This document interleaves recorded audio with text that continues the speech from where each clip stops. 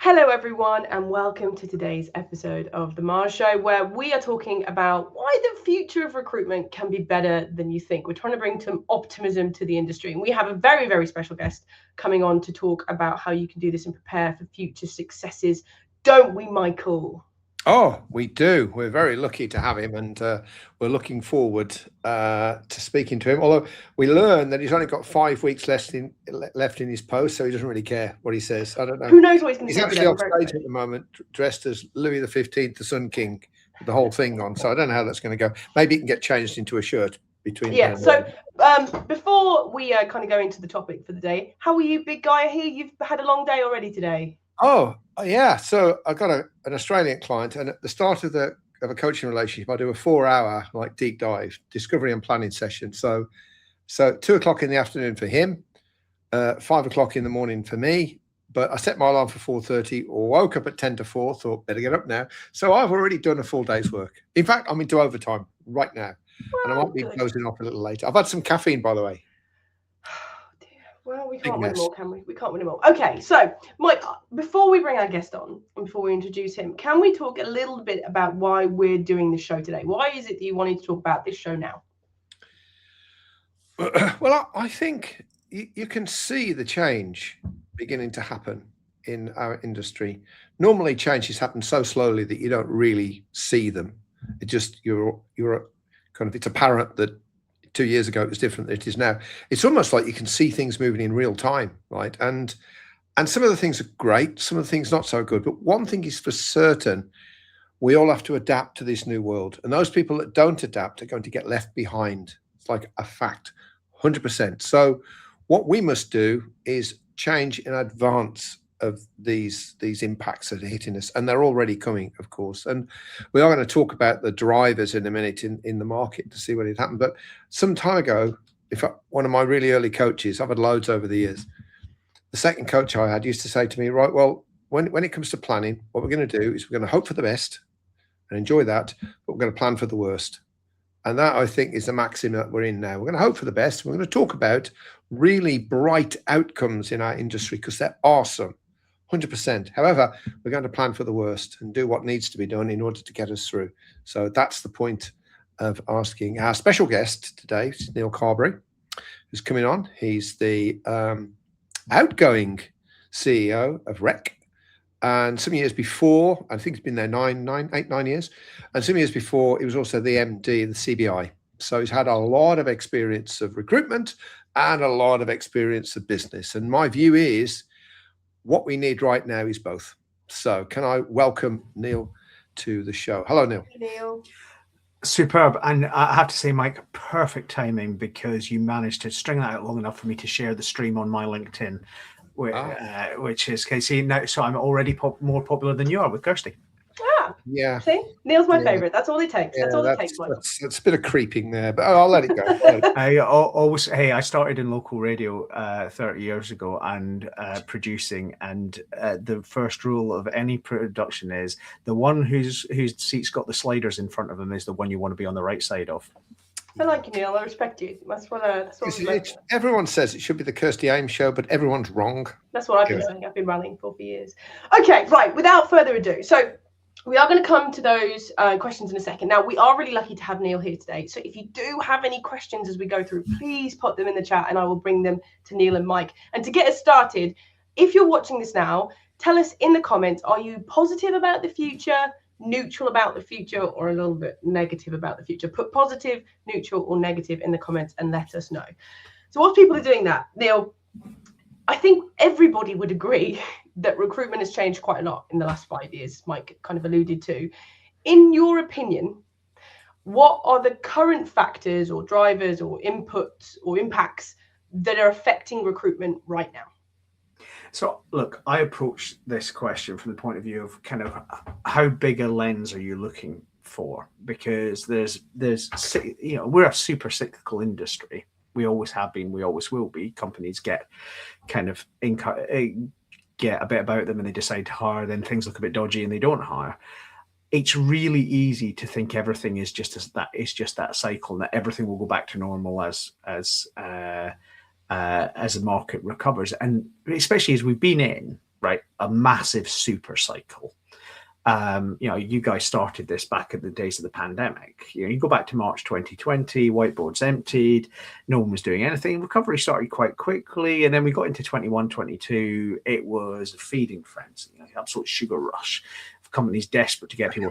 Basically, one of the primary jobs I have as chief executive of the REC for the biggest members, the ones who are global, is to put some numbers behind UK MDs when talking to global head offices that never baseline your UK business on what you did in 21, 22. It's just unrealistic baseline, maybe on 2019.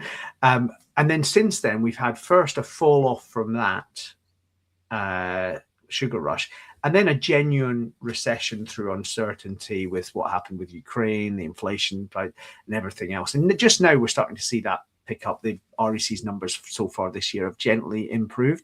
Indeed, just this week we published the first non-dropping number for the perm recruitment market in almost 4 years. That's a really good sign that maybe there's some potential there. So if you're on that roller coaster, you can become obsessed with the roller coaster. But the problem is maybe the roller coaster is built on quicksand. And so you need to think about what else is happening. If you take a lens back, for me, there hasn't actually been any real terms growth in recruitment in the UK since 2016 in terms of market size. Wow. Why am I optimistic for the future? Because actually I think we're about to bust out of that. So it was, yes, the roller coaster's been bad, but actually it wasn't that great before the pandemic either. So we have survived, and if you've got a recruitment business that's doing okay in this market, well done. Now we're going into the next stage. I'm expecting the next stage of growth over the next few years. I think that's really interesting. I mean, I saw you do that speech at the Rec Expo on the stage, and it's one of the reasons I wanted you to come on the show, because you showed those figures, and I didn't know that.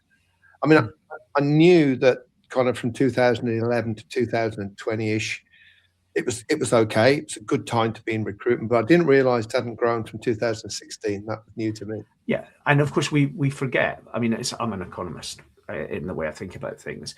Revenues were going up then, but they were going up by less than inflation. Yeah. So are you really making money? Yeah. It's not because you're paying consultants more, and so. Yeah, there was a real period of growth from basically 2010 to 2016 where it was real terms growth, then survived up to the pandemic, and then we've been on this roller coaster. But also the zeitgeist of that period, and frankly the 10, 15 years before it, has been price. So clients have continually pushed on price. Why were they pushing on price? British labour market and most European and North American labour markets really long on people. Baby boomers are in the labour market. There's a lot of them. We've got lots of free movement going on. Actually, that's a small bit by comparison to demographics, and reasonably good growth. So the clients felt more able to push on price than value, because there was a ready supply, and when things are a ready supply, price goes down. The bit that people don't appreciate is that has almost completely reversed. The British labour domestically produced British labour market started getting smaller in 2015. Yeah, which means that we've got fewer people coming into the labour market. We know we've got problems of getting people in, all the youth employment stuff. Yeah, so skills are, and fast skills change. AI, classic example of that. Actually, the right people in the right place at the right time is a more difficult thing to supply now than at any time in the last 15 years. And I'm a good capitalist. That should mean that we're entering the era of specialist recruitment firms being paid for delivering specialist services and a bit of margin rebuild. I want to hold that thought to later, because I really want us to discuss that, because I think that's a really important thing for the future. If I was owning a recruitment business now, and I don't, that would be a space that I would be moving into 100%. I just want to add a couple of things in there and get your thoughts on this. We ran an AI conference, I think it's last year now, wasn't it, Kirsty? Yeah, beginning of last year, so about 18 months. We had eight different companies coming on, talking about various products that they had. Obviously, the rate that AI is traveling, that's the dark ages now. But one of them, and I shall remain nameless, and wouldn't say this on air, said we're targeting end users more than we're targeting recruiters with our product, because we think it's going to make medium-sized companies that have got a HR department well able to produce shortlists of people who are suitable and they seem to match the skills that people need, and then people are just going to make sure if they're serious about the role and take them through the process. I remember thinking about that, and I've spoken to a couple of other AI providers since then, and that doesn't seem to be unique. It seems that the number of recruiters, certainly in this country, was about 33,000 or whatever. I don't know, you would know. Oh, well north of more like 100,000. Recruitment companies, how many? Recruitment companies, yeah. Recruitment companies, I would say that 30,000 number is a bit misleading. We think there's about 8 to 10,000 serious recruitment businesses in the country. So if you take out all the like solopreneurs and people just mess around with it, right? But that's a good deal smaller than the number of companies that hire. So that market is significantly better. And I think the AI companies have cottoned onto this. And not just the AI companies, you can see movement in LinkedIn as well, whether they admit to it or not, but you can see a movement in that they're saying, yeah, you can use recruitment companies, of course you can, and a lot of people are going to have to. But actually, if you want to do it yourself, we can help you do that. I think that's going to be a big thread. I think the other thing, of course, with AI, the number of vacancies in certain fields are dropping, as you said, because the machines supposedly replacing them. Although I'm a little skeptical about that, to be honest, at this stage. And also, of course, it's having an impact on how bigger companies can approach recruitment. Because to make AI work really well, I think you're going to need fairly deep pockets. It's always been the same with IT. I started in IT in 1978, and of course the world is completely different now than it was. IT has changed, but bits of IT have remained exactly the same. And the people that get the most out of the technology available are the ones with the deepest pockets. It's always been like that. And I think that AI piece is going to be a big influencer. I don't really know 100% how, but I think it's going to be a big influence on the shape of the market. I'd like your take on that, obviously, because you're at the front of this, I think, Neil. Well, there's an essay question, Mike. Let's start with kind of, as any good Scots boy should, let's start with Adam Smith in The Wealth of Nations. Oh, what a hero that man is, yeah. The specialism kills, right? And understanding how it is that you identify and bring talent into a business is a specialism. So here's why I'm skeptical about the argument that if you just gave HR departments the right technology, recruitment or talent acquisition, frankly, because you can do it in-house in a talent acquisition team, would be unnecessary. It assumes that you can tell from digital information whether a human being has all of the fits required to be on your shortlist. Now, I think you probably can tell whether they claim they've got the skills. Mm-hmm. Let me give you a couple of examples of what we're seeing right now in our industry. I'll give you one example specifically. Members of the REC who do IT recruitment can see and have identified state actors from one of the countries you might think is involved in kind of trying to subvert the West, trying to get tech roles in British companies on a remote basis. I bet they have all the skills. The technology says this person's great, and we trust that their name is their name because it says so on the top of their CV. I spoke at CWS last year with the staffing industry analysts. I was sitting next to someone, a major company, who was probably about half an hour away from their systems being taken down by someone who was in their systems who wasn't who they said they were. Now, you apply all of that to supply chains where you're using platforms like Fiverr, great platform, and you subcontract and subcontract and subcontract. Proof of human requires candidate qualification. I think personal organization fit requires it as well. I do think there's more to it than maybe the tech guys think. No, I think you're right on that. But what I found quite interesting was we had someone on the show a wee while ago, and one of his robots rang me up and spoke to me and interviewed me for a job, right? And okay, it's fairly rudimentary stuff. A couple of years back, I'm sure the tech has come on significantly between then. But all of what he said was, all we're trying to do is present real people with a short list or a medium list of people who know what the job is. They seem to have the skills. They're up for it. They want to know more. And then a human takes over, because the vast time consuming, as you know, obviously in recruitment, is that front bit. Oh, God damn, takes ages to get to people and speak to them and find your medium list. And his view was what we expect to do, and he was targeting end clients as well. So what we expect to do is to find people, get them interviewed, so that when you talk to someone, they kind of are okay. Now, obviously, if they're in North Korea or Russia or China, I'm not suggesting for a second that's where you mean, by the way, Neil, just so as you know.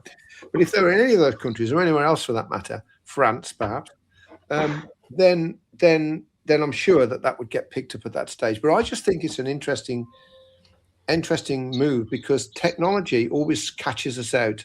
We always can see its restrictions because there are plenty, and then suddenly somebody invents something and that restriction is just gone.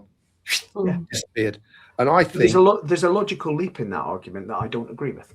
And this is the point. We like that. So the logical leap is that front end will become much more efficient. I agree. It will become much more efficient. No one has yet explained to me why the beneficiaries of that are more likely to be non-specialist clients than specialist recruitment firms, because you're still going to end up having to qualify a list of candidates, understand their motivation, assess person, organization fit. I think that is still something that is more likely and more easily done by a specialist recruitment firm who has multiple options for that candidate than someone who has gone through the tool. The other thing is, let's remember that a minority of recruitment that takes place in the United Kingdom is done via recruitment business. By and large, the reason it's done by a recruitment business is that they are not looking for active candidates. They're looking for passive candidates.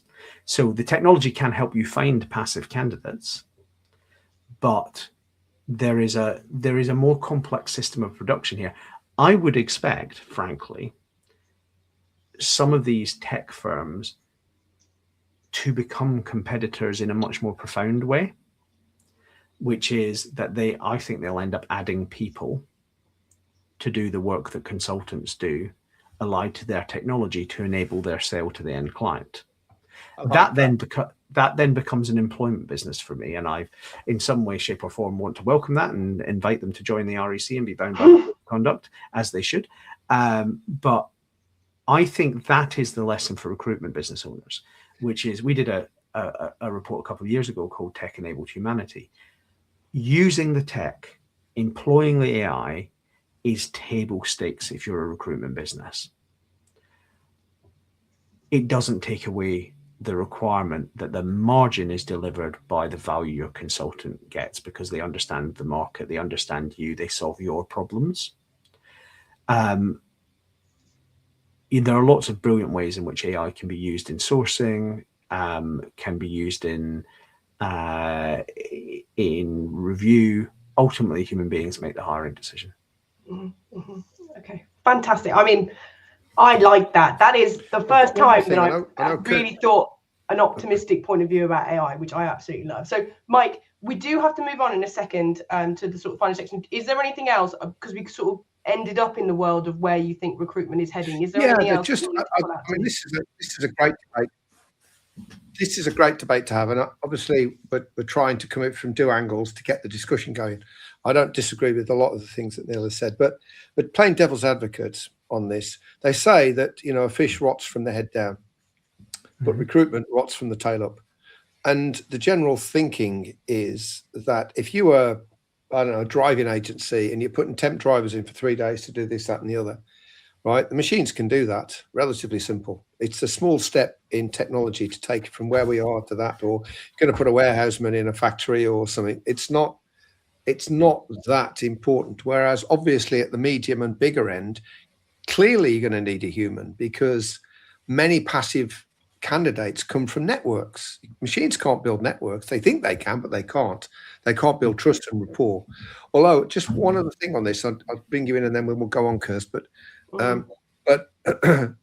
one of the suppliers that we talked to, and he wasn't doing it, but he was planning to do it. He's going to build an AI for candidates, so to use when they're not looking for a job.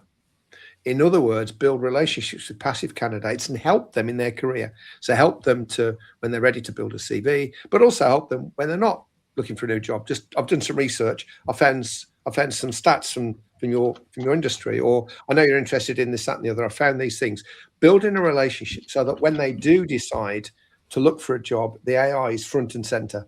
It's what we were doing as recruiters many years ago, right? I'm sure they do it now, but we did it in the 90s because we had more time perhaps. But I thought that was interesting. Now, I don't know whether they built that or a building. I don't know.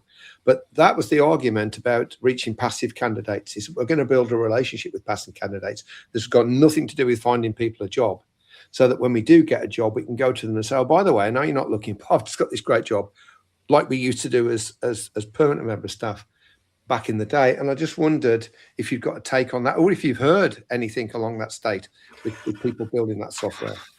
It's just marketing, isn't it? Building a relationship with passive candidates. I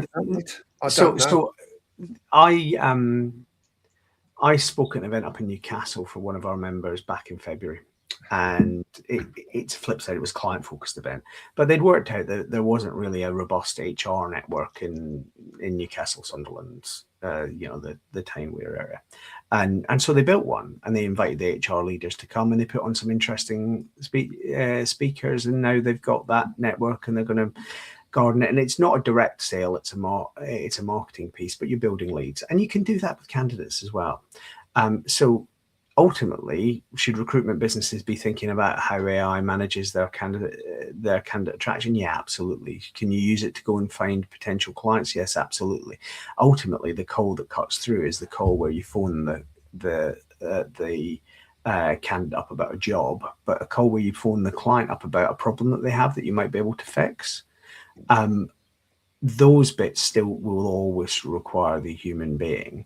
I think using AI agents to identify your prospects, I think it's just, I said it earlier, it's table stakes. And so the thing that you need to be doing as a recruitment business is saying, I've got all this value in the business I have that's about understanding and human skills and consultancy and specialism.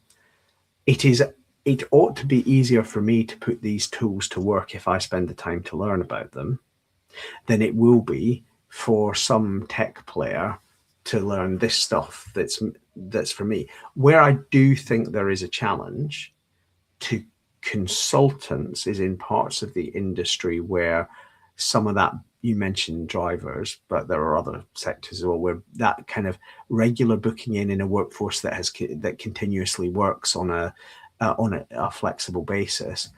I just think there's a huge opportunity here to be kind of grindish about it, or for a second, for us to break through the productivity problem that the industry's had for the last 10, 15, 20 years.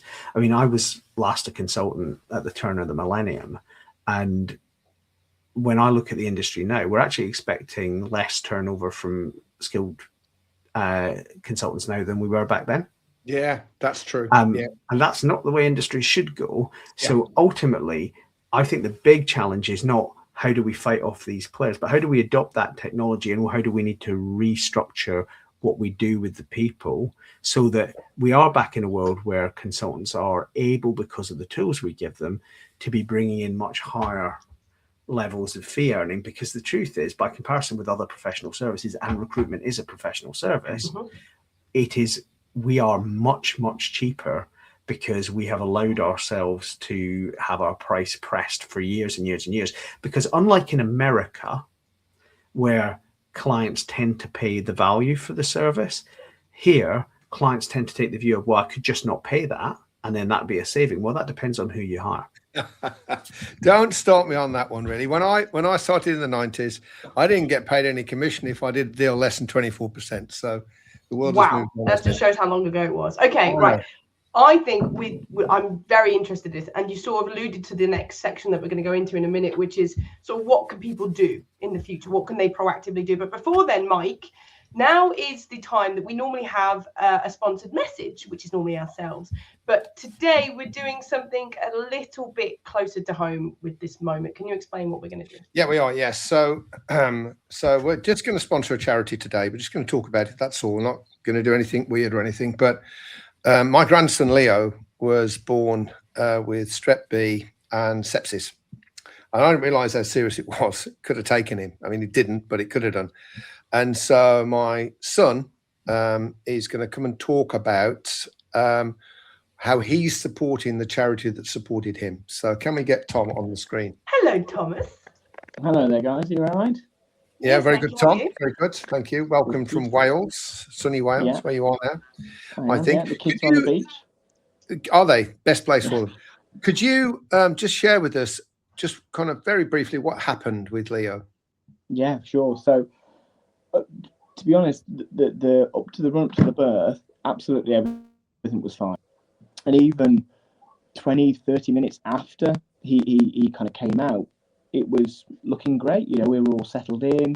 Maria was having some food. My wife, Leo's mum. Leo was okay. And then there was a few little bits that kind of niggled us a little bit. So, firstly, he hadn't fed since birth, and anyone that's had babies will know that they're pretty hungry once they've come out because they've been through an ordeal. He hadn't fed, and what I thought was quite a cute sound, and I kick myself now, and it still gives me kind of goosebumps now, was noises, and essentially he was struggling to breathe because the Group B strep was taking over his system. His oxygen levels were essentially plummeting, and it wasn't looking pretty, to be honest. When sorry, I'm just thinking about it. When Okay. and I think about it now, if it wasn't for a midwife change, it was a change in shifts. And if it wasn't for the second midwife coming in, who instantly recognised the signs, Leo wouldn't be here. So she whisked him off straight away, took his oxygen levels, then probably 5-6 consultants all rushed around him, took him off to the NICU, and we didn't see him then for 5-6 hours. And we learned later on that basically they were working on him. So it's a really, really emotional thing, because without the knowledge that those midwives and those consultants had about certain elements to look out for, he wouldn't be here. So the reason I am now running the London Marathon 2027 is to raise money for the Group B strep support.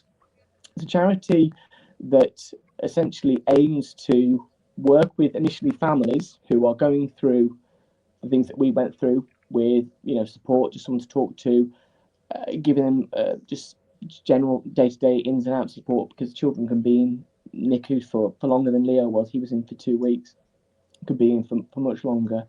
They can lose limbs and all sorts. Luckily Leo was okay, but more importantly is they look to educate the medical staff, because although Group B strep is quite commonplace, there are certain things that Leo had that turned into sepsis that aren't necessarily that common, and he had pretty much all the whole signs, and I think that midwife saw all of them and immediately whisked him off. So what Group B strep support do is they look to educate the medical staff in terms of midwives, doctors, consultants probably know a lot more than them anyway, but just keeping it refreshed in their minds. So all the money raised is going solely to them.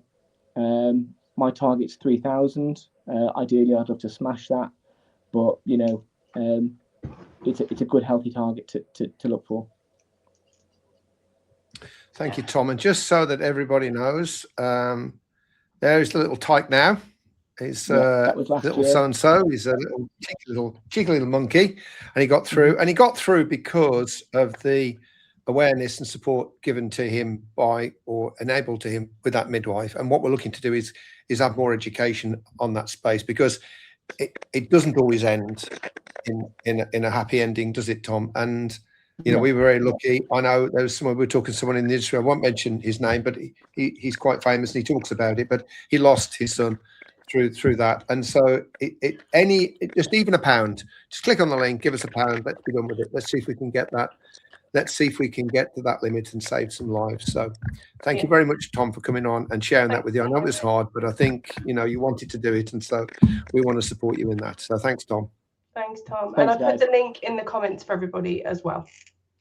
Yeah, thank you. Thanks, mate. Look after yourself. Talk to you later. Have fun on the beach. I will.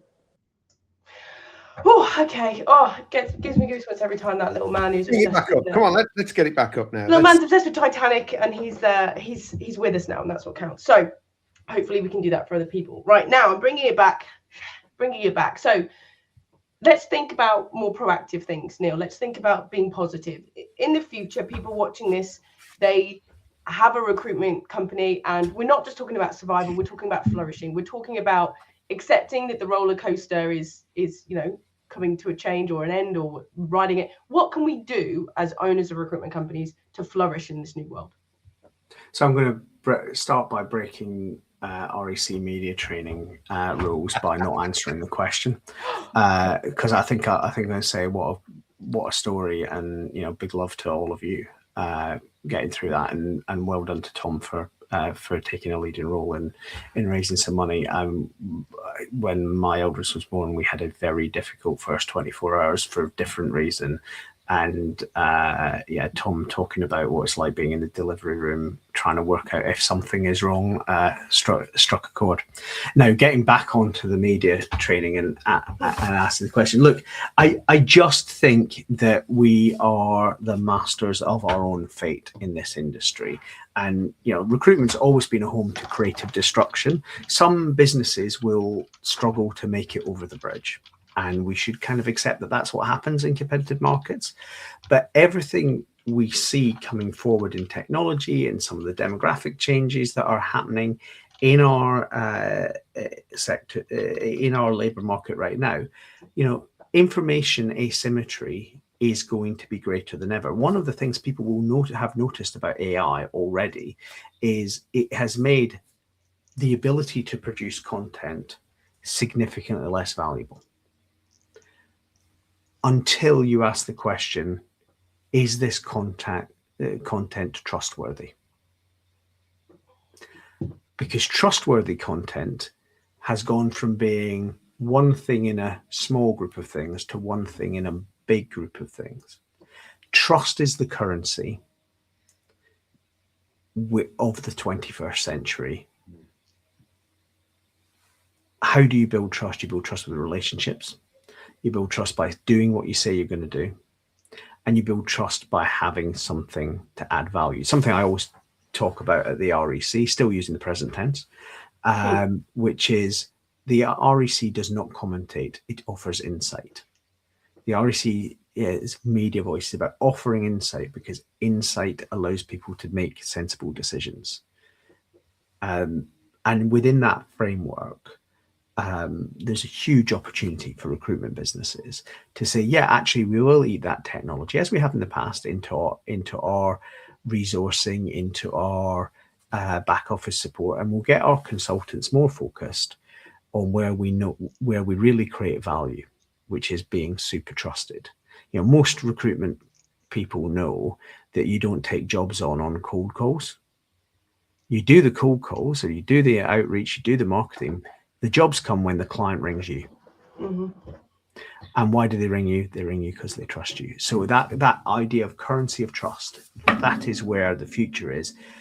I think we will maybe have a sector that looks very different in 5 to 10 years' time. Do I think it will still be full of employment businesses and employment agencies? Yes.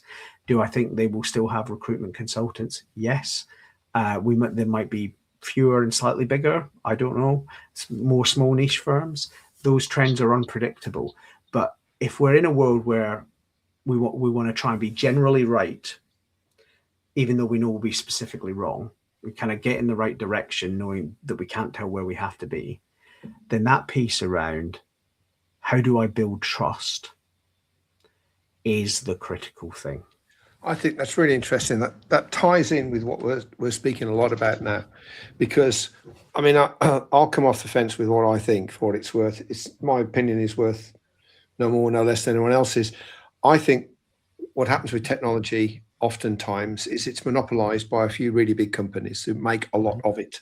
So I think you might see an increase in super agencies for whatever reason, rightly or wrongly. And I think they'll be taking the lower end of the market. They'll just work their way up.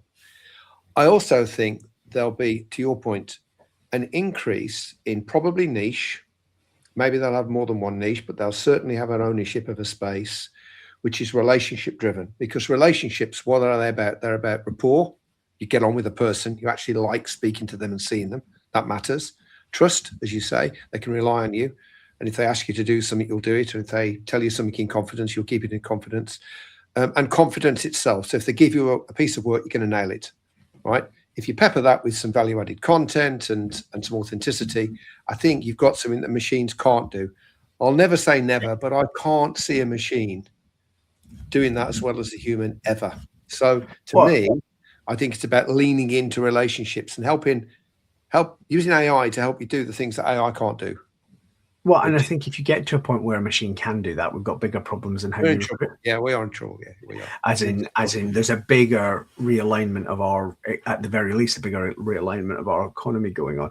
But I'm fundamentally a Hayekian economist, and therefore I take the view that we as human beings find new ways to serve each other. And I think the challenge, a lot of this tech is forcing something that we've needed to force for a long time. I remember talking to someone on an REC podcast years ago about negotiating, and one of the big problems that we have as recruitment firms is that we miss the point where we can stop selling and start negotiating. So we sell and sell and sell and allow ourselves to be bid down and bid down and bid down, right? We need to learn to start negotiating, have some pride in our product. Since I started, it's always shoulders back, head up. This is a professional services industry that makes a big difference. If we believe that, then we can be masters of our own ship. We can adopt the technology and drive at what we want to be. True. That to me is the key to it. What you just said there is the absolute key to it. Half the time, I see recruiters that don't actually value what they do. They don't see why people should pay what they pay. I mean, they talk a good game. Yeah, we try and charge this, that, and the other. But the clients won't let us, or the market doesn't do this. You're missing the point, really. If you believe that you add a real benefit to the client, like a real benefit that they can't get from anywhere else, then you should charge for it.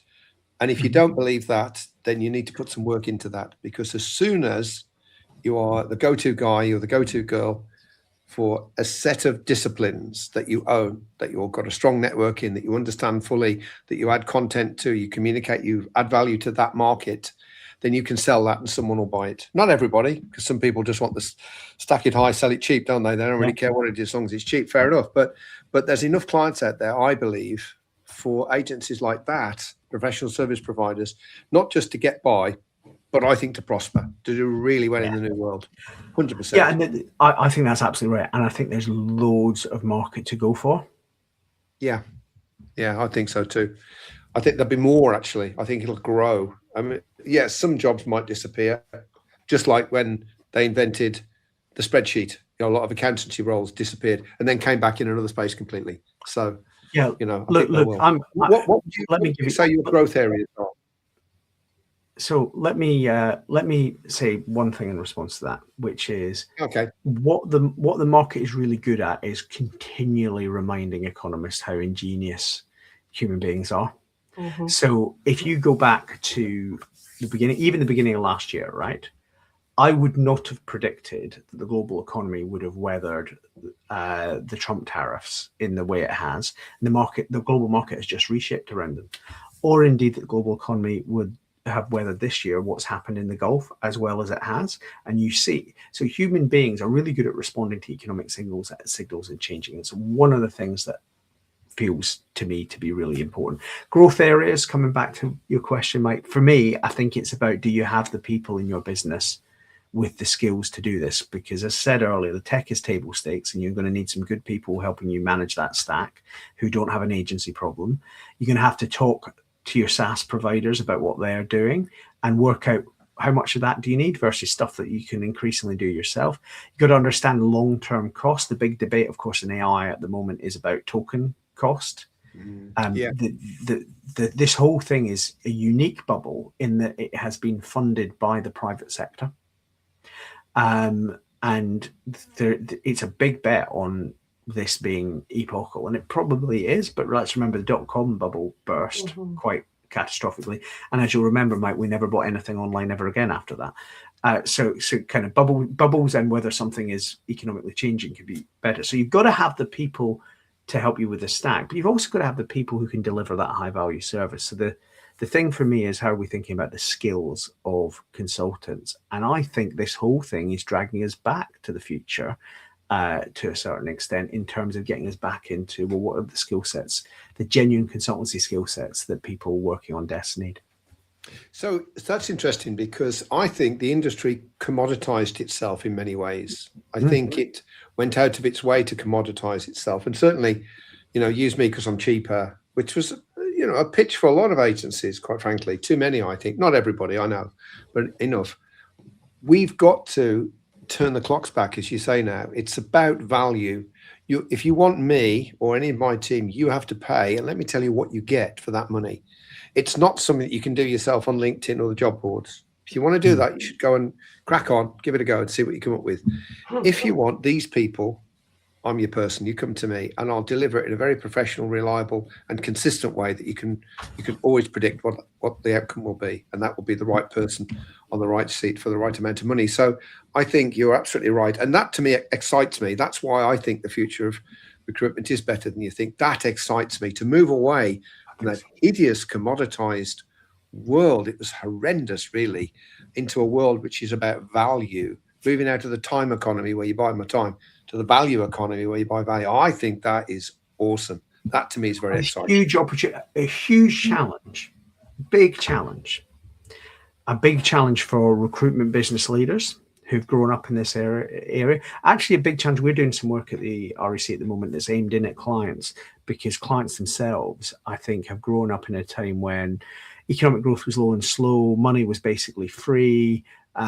Post 2008, risk wasn't as much of a factor. Now we're having to have a discussion about risk appetite in businesses rather than risk mitigation, and that requires trusted advice and trusted support. So there are opportunities there, but there's a big client education job to do for the REC and for recruitment businesses to get them to understand what they can have and to begin to trust a different way of doing business. But I think it's there for us, and I think that the payoff potentially is getting back to an industry that has a GVA that is increasing in real terms year on year, which, as we said earlier, it hasn't for a decade.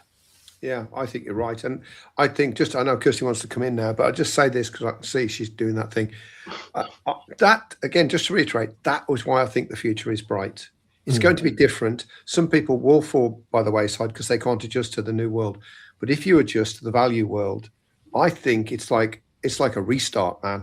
I think the money is there, the prestige is there, security is there, longer term relationships, so you can look at your pipeline and don't just look at the next 3 months, but you can look for the next year because you're in the circle with the client. That's what's up for grabs now, I think. It's like the same way as it's always been, survival of the fittest to a certain degree. Those who adapt are most likely to survive. Okay, right. As Mike alluded to, I got him trained so well. We are coming towards the end of the show. So in a second, I'm going to come back for those top tips. Neil and Mike, you gave both of them. But before then, Mike, can we talk about our next show in 2 weeks? Yeah, we certainly can. I get this a lot with people that I work with as a coach, is they want to make changes. They know they've got changes to make and they can see them in the business, but turns out they spend all their time working in their business, not on their business. And change happens when you work on your business. It's a fact. You can't like will it to happen. You've actually got to do things to make it happen. It costs time and it costs headspace. If you can't find that time and headspace, you're not changing. you're basically signing up for the status quo. And if you don't like it, well, you're in trouble. So we're going to show you how to free time up. We're going to give you some tactics that you can apply. You can pick a mix, take what you want. We're going to spend a lot of time, the whole show in 2 weeks' time, talking about that, how you can free time up from working in the business to work on the business and make a change in your business. So if you suffer from that, join us in 2 weeks' time, and I'm sure we'll be able to help you. Yeah, it's going to be a very practical show. I do love the practical shows. Okay, so Neil, as we mentioned, we discussed a lot today and a lot of things that people should be thinking about, a lot of things at the end, especially the things that people should do. If you had to pick one, the top tip for people, what would that be? Join the REC.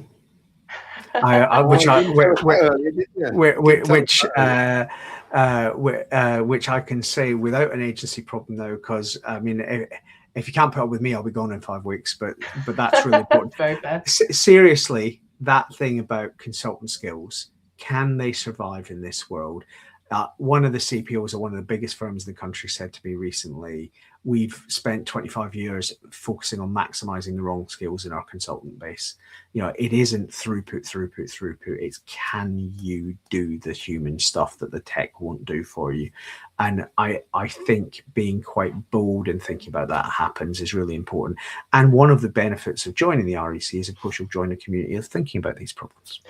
Very, very smoothly done then, Neil. He's very smooth, yeah. And he's 8 years practice. Still banging the REC drum, and it is a great commitment to the end. My success, one of the great joys is I firmly believe my successor, Louise Hanson, is better than me and will do a fabulous job. So sure. We'll get her on the show as well, and we'll see for ourselves. We will indeed. Okay, Mike, do you want a top tip? You know, I don't normally allow it. It's a starting position. We've not talked about it the whole show, not because it's not important, because we were talking about other things. But you know, your starting point for this, if you want to do it, is find out what your clients think about you. I don't mean send them a form to fill in, because good luck with that. I mean, actually take the time, give them the space and give them permission to criticize you, and find out where you stand and what you've got to do to move into this new world, because that's your starting point. Don't best guess it. Don't sit in a room whiteboarding it. Don't hire consultants to do it. Go out, find out what they really think, and then take it from there. That's my top tip. Yes, and in fact, we will be doing a show on that in a month. So the first show in September, I believe, will be focusing on that as well. Yeah, well, VOTC, yeah. Feedback is a gift. Okay, so we have come towards the end of the show. So it lends it to me to thank everybody for watching. I know that the people have been there lurking in the background, so thank you very much for being here. I want to say a big thank you to Tom for coming on and bringing something that was quite hard to talk about and sharing a lot of insight. And if you can spare anything, please, the link is in the comments, so please do share that. And I, of course, want to say a huge thank you for Neil to come on here and just share so much of your knowledge and your opinions. Thank you so much for being here today. Yeah, it was great. Thank you, Neil. We really appreciate your time. Absolute pleasure, guys. Thank you for the invite.